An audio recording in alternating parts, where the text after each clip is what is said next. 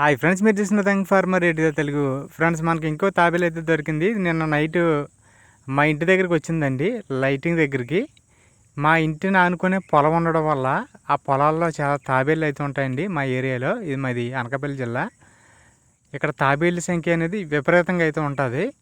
ఈ పొలాల్లో ఉన్న తాబేళ్ళు రాత్రి అప్పుడప్పుడు మా ఇంటికి వస్తూ ఉంటాయి. ఒక్కోసారి డే టైం కనిపిస్తాయి, ఒక్కోసారి పొలాలంట వెళ్ళేటప్పుడు గట్ల వెంబడి అయితే కనిపిస్తాయి. గట్ట అంచులు అంటానా, అది వరిపాలు ముడిచినప్పుడు మాత్రం కనిపిస్తాయండి ఎక్కువగానే. ఇవి నార్మల్ టైంలో చాలా తక్కువ కనిపిస్తాయి.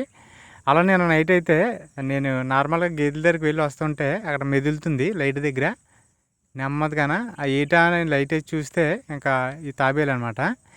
ఇలాంటి తాబేళ్ళు ఇప్పటివరకు నేను చాలా దొరికినాయి. కొన్ని అయితే నేను మా ఛానల్లో వీడియోస్ అయితే కూడా పెట్టాను.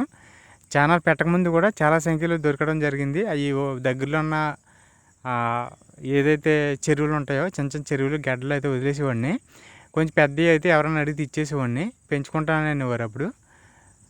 వీటిని పెంచడం చట్టరీతి అయితే నేరం అండి. చాలామంది మామూలుగా పెంచుకుంటూ ఉంటారు, నుయ్యులు నేలబాములు వేస్తుంటారు.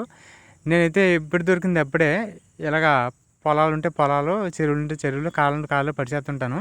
ఎందుకంటే తాబేళ్ళు మన వ్యవసాయానికి చాలా బాగా ఉపయోగపడతాయి అన్నమాట. నేలను గుల్ల చేయడానికి, మన చీడపీడలు కలిగించే పురుగుల్ని ఇవి తినేసి పంటను జాగ్రత్తగా కాపాడుతాయి అన్నమాట.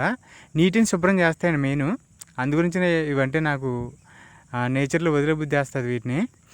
నేను అంతకుముందు చాలా తాబేళ్ళు అయితే పెంచాను, గుడ్లు కూడా హ్యాచింగ్ చేయించాను. మన ఛానల్లో టోటల్ ప్లేలిస్ట్ అయితే ఉంటుంది, ఓపెన్ చేసి చూడండి, కొన్ని వీడియోస్ అయితే ఉంటాయి.